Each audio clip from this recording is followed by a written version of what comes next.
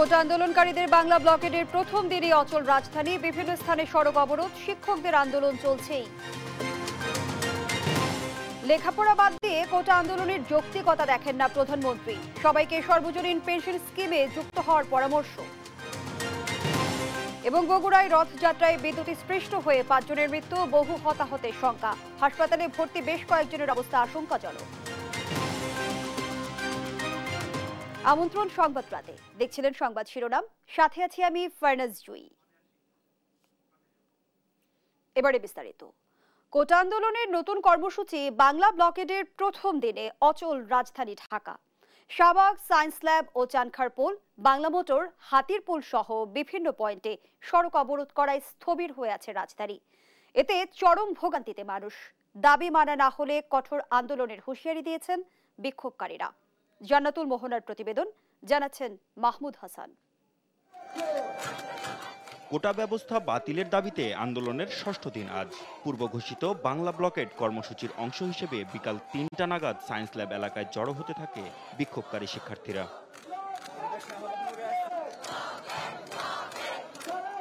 পরে চানখারপুল ও সবশেষে অবস্থান নেয় শাহবাগে। এ সময় তারা সড়কে যান চলাচল বন্ধ করে স্লোগান দিতে থাকে। দাবি আদায় না হওয়া পর্যন্ত আন্দোলন চালিয়ে যাওয়ারও ঘোষণা দেয় তারা।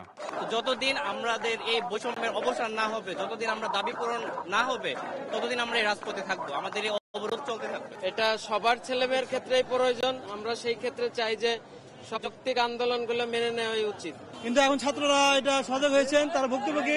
আমরা সবাই ফ্যামিলি যারা আছে, গার্জেন যারা আছে, এটা ভুক্তভোগী এবং এটা আন্দোলন সঠিক এবং সহমত প্রকাশ করছি আমরা সারা বাংলাদেশ ব্যাপী। এদিকে রাজধানীর প্রাণকেন্দ্রে বেশ কয়েকটি গুরুত্বপূর্ণ সড়কে যান চলাচল বন্ধ হয়ে যাওয়ায় শহর জুড়ে দেখা যায় তীব্র যানজট।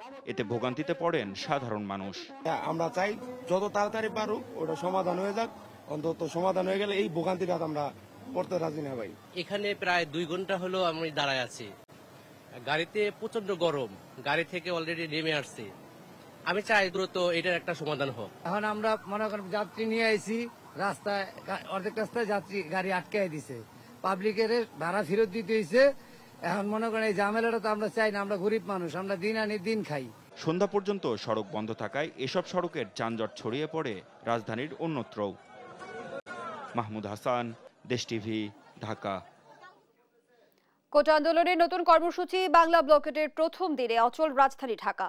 এখন ঢাকা বিশ্ববিদ্যালয়ের রাজু ভাস্কর্যের সামনে অবস্থান নিয়েছে আন্দোলনকারীরা। সবশেষ পরিস্থিতি জানাতে এই মুহূর্তে টিএসসি এলাকা থেকে সরাসরি যুক্ত হচ্ছেন আমাদের সহকর্মী জান্নাতুল মোহনা। মোহনার সরেজমিনে কি চিত্র দেখছেন, কোটা আন্দোলনের শিক্ষার্থীরা এখন কি বলছেন?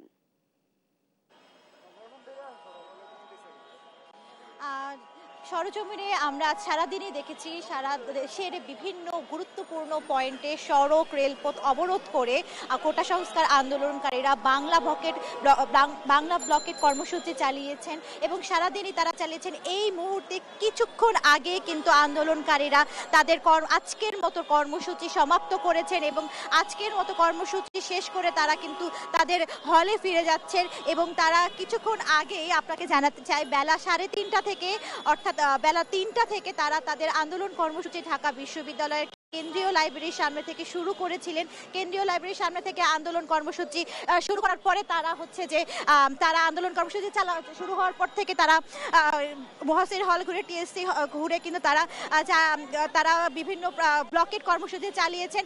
এই মুহূর্তে আমাদের সাথে আছেন কোটা সমন্বয়কারী যে সার্জিস, এবং তার সাথে আমরা কথা বলতে চাই যে আপনাদের আগামীকালকে কর্মসূচি কি, এবং আমরা শুনতে পেয়েছি যে আপনাদেরকে আইন শৃঙ্খলা রক্ষাকারী বাহিনীদের সাথে আপনারা বসেছিলেন, তো সেই সম্পর্কে জানাবেন, সেই তথ্যটুকু আমাদের জানাবেন।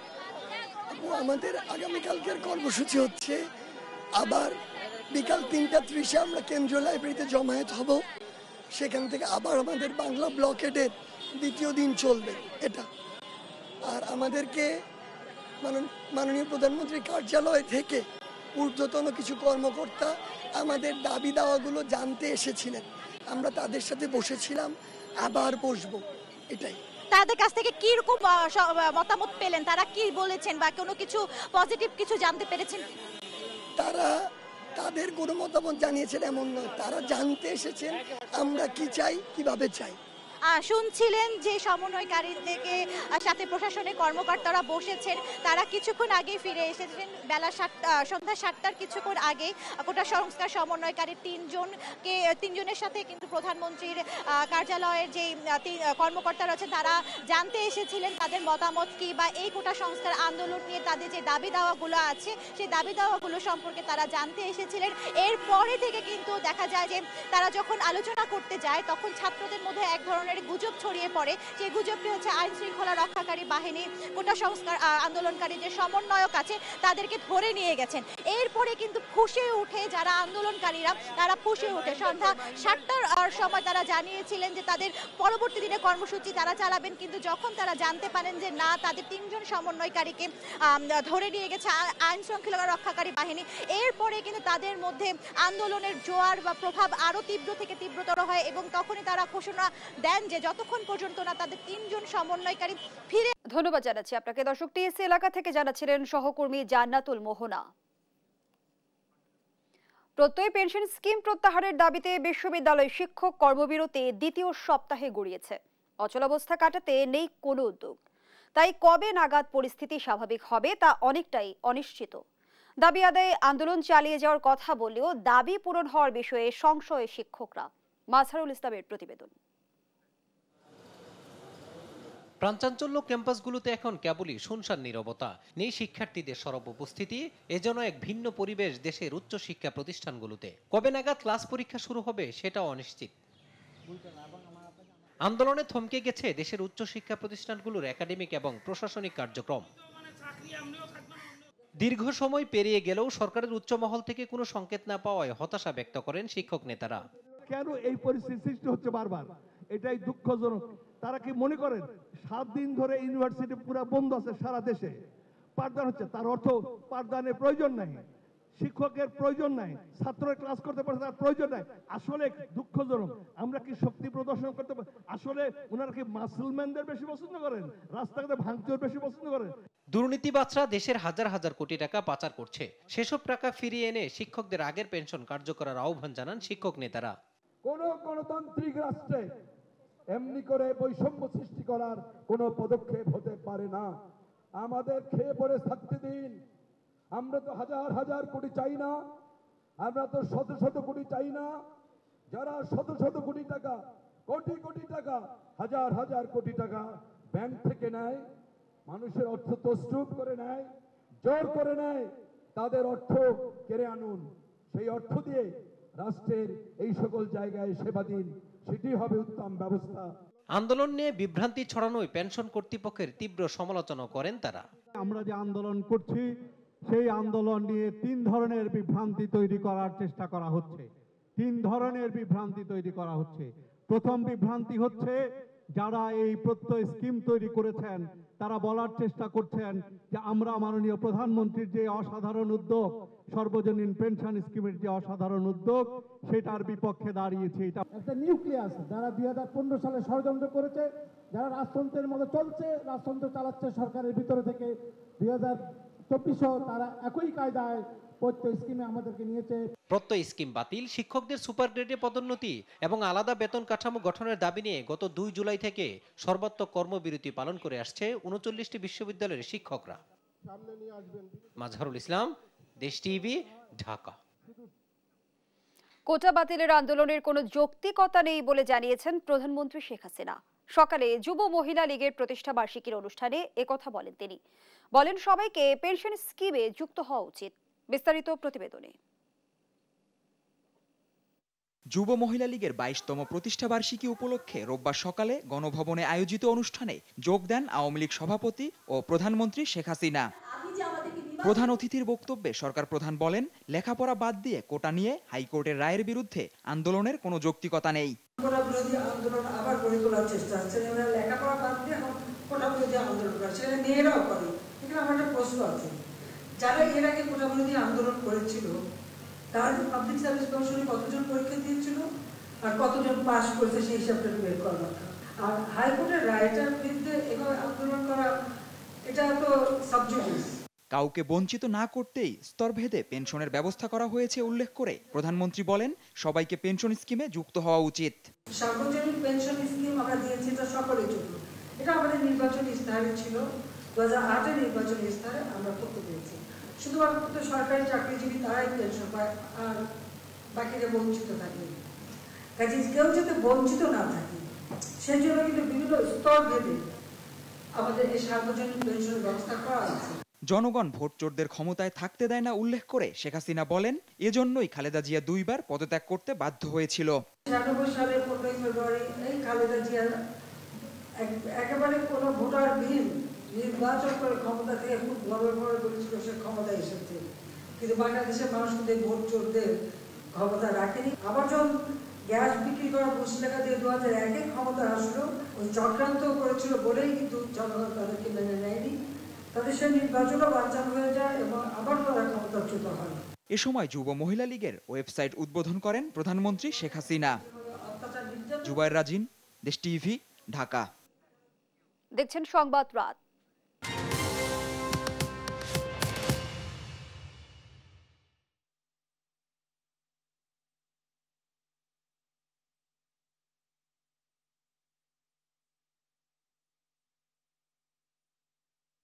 বগুড়ায় রথ যাত্রায় বিদ্যুৎ স্পৃষ্ট হয়ে 6 জনের মৃত্যু হয়েছে। এ ঘটনায় বহু হতাহতের আশঙ্কা করা হচ্ছে। বিকেলে শহরের সেউজগাড়িতে এ দুর্ঘটনা ঘটে। প্রত্যক্ষদর্শীরা জানায়, বিকেলে শহরের সেউজগাড়ি ইস্কন মন্দির থেকে রথ যাত্রা শুরু হয়। 100 গজ এগিয়ে যেতে 33,000 ভোল্টের বিদ্যুতের তারের সঙ্গে রথের চূড়া ধাক্কা খায়। এতে বিদ্যুতায়িত হয়ে ঘটনাস্থলেই 4 জনের মৃত্যু হয়। তারা হলেন অলোক, আতসী, নরেশ, রঞ্জিতা। আহত অনেককে সড়কে পড়ে থাকতে দেখা যায়। পরে স্থানীয়রা তাদের উদ্ধার করে বগুড়ার শহীদ জিয়াউর রহমান মেডিকেল সহ আশপাশের হাসপাতালে নিয়ে যায়। হাসপাতালে আরও 2 জনের মৃত্যু হয়। তবে ভর্তি হওয়া অনেকের অবস্থা আশঙ্কাজনক বলে জানিয়েছেন চিকিৎসকরা।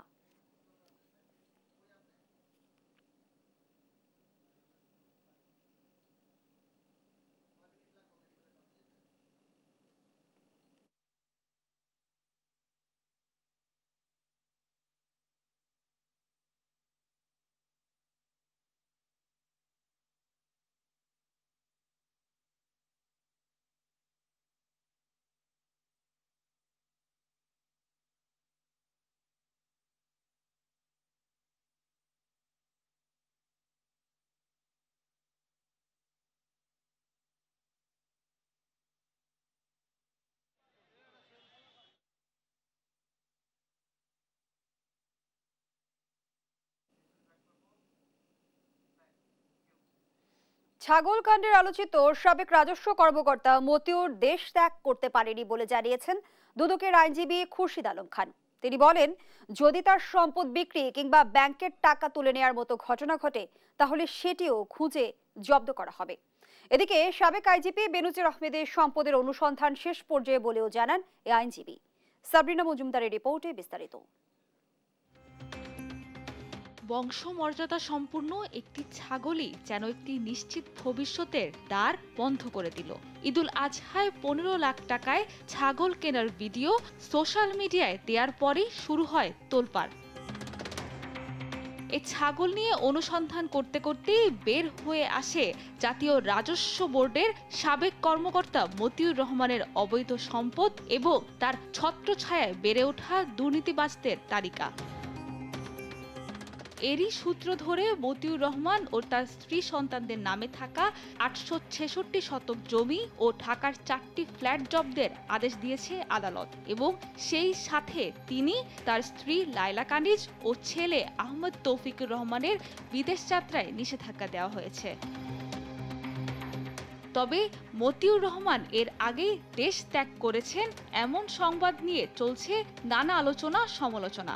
দুদকের আইনজীবী জানালেন, তথ্য উপাত্ত বলছে সাবেক রাজস্ব কর্মকর্তা মতিউর দেশ ত্যাগ করতে পারেননি। না, আমাদের যতটুকু ইনফরমেশন উনি দেশ ত্যাগ করতে পারেননি, আমাদের ইনফরমেশন। যদি তার সম্পদ বিক্রি কিংবা ব্যাংকের টাকা তুলে নেওয়ার মতো ঘটনা হয় তাহলে সেটিও খুঁজে জব্দ করা হবে বলেও জানান তিনি। উনি যদি টাকা উঠিয়ে নিয়ে যায় ও সেই টাকা কোথায় গেছে সেটা ট্রেস আউট করার সুযোগ আছে এবং উনি যদি কোনো সম্পদ কারো কাছে বিক্রিও করে দেয়, অ্যাপার্টমেন্ট যদি বিক্রিও করে দেয়, সেটাও আইনের আওতায় আনা হবে এবং সেটাও সম্পৃক্ত অপরাধ হিসেবে গণ্য হবে।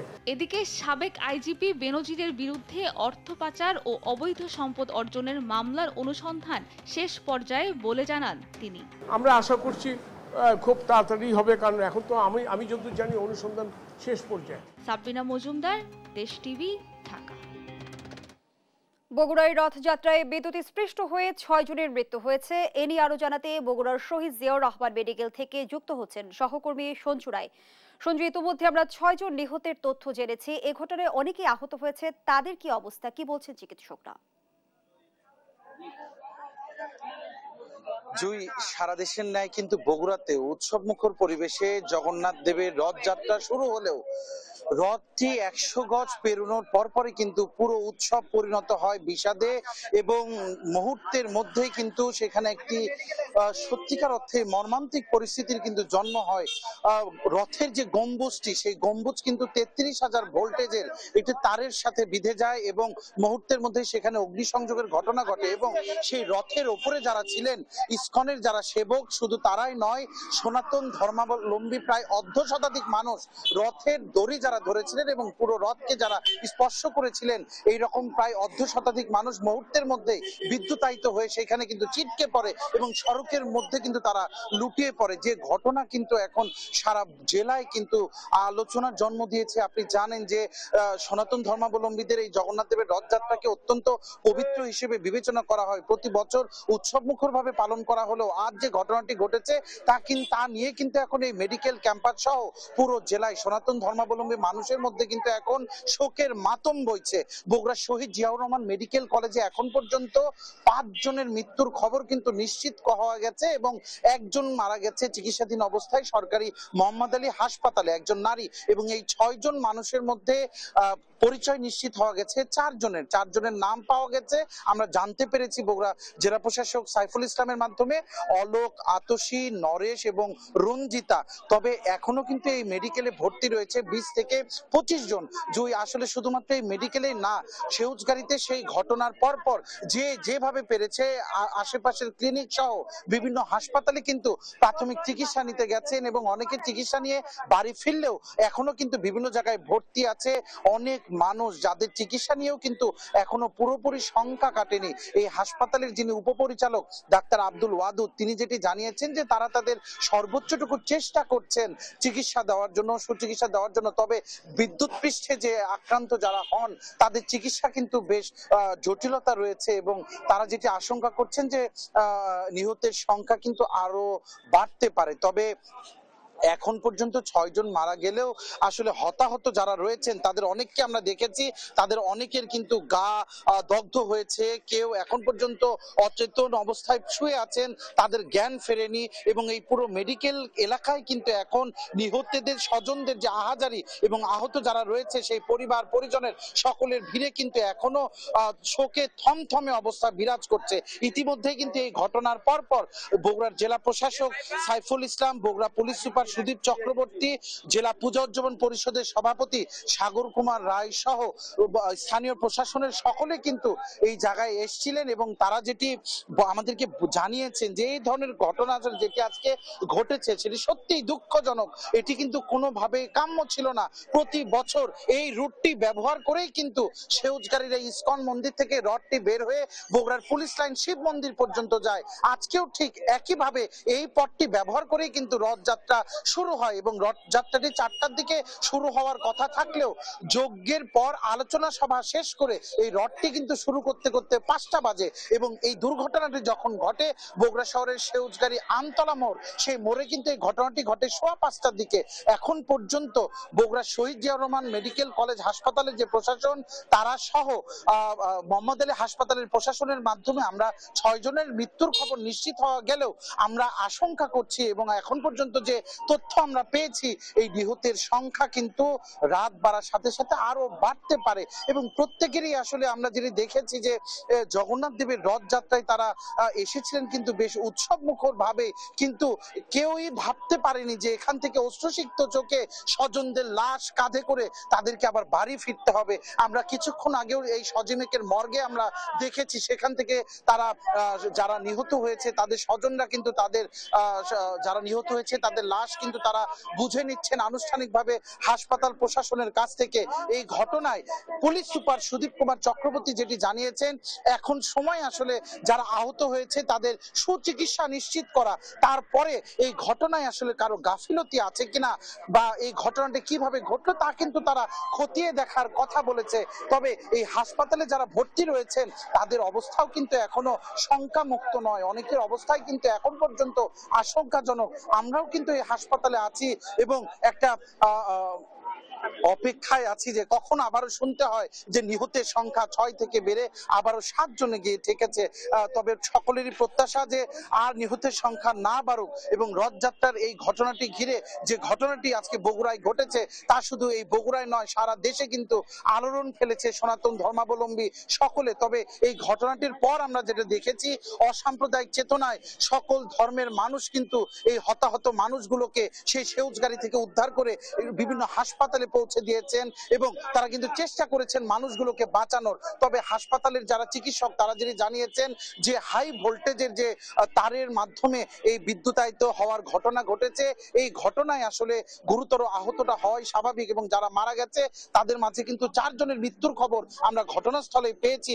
যদিও শুরুর দিকে আনুষ্ঠানিকভাবে আমরা কারো কাছ থেকে জানতে পারিনি যে আসলে সংখ্যাটি কত। অবশেষে বগুড়া জেলা প্রশাসক সাইফুল ইসলাম আমাদেরকে নিশ্চিত করেছে যে এখন পর্যন্ত 6 জনের মৃত্যুর খবর তারা জেনেছেন এবং সার্বিক ঘটনা কিন্তু জেলা প্রশাসন, জেলা পুলিশ, উপজেলা প্রশাসন এবং হাসপাতাল প্রশাসন কিন্তু নিবিড়ভাবে তারা পর্যবেক্ষণ করছে।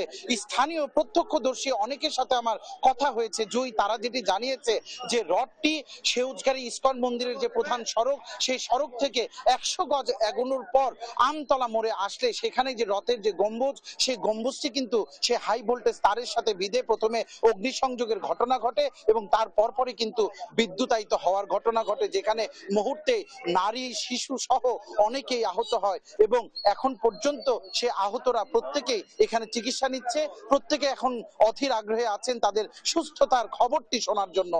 এখন পর্যন্ত বগুড়া শহীদ জিয়াউর রহমান মেডিকেল কলেজ হাসপাতাল থেকে রথযাত্রায় নিহতদের পরিসংখ্যান সহ সার্বিক চিত্র নিয়ে আমার কাছে ছিল সর্বশেষ। ধন্যবাদ জানাচ্ছি আপনাকে। দর্শক, বগুড়া থেকে যুক্ত ছিলেন সহকর্মী সঞ্জু রায়।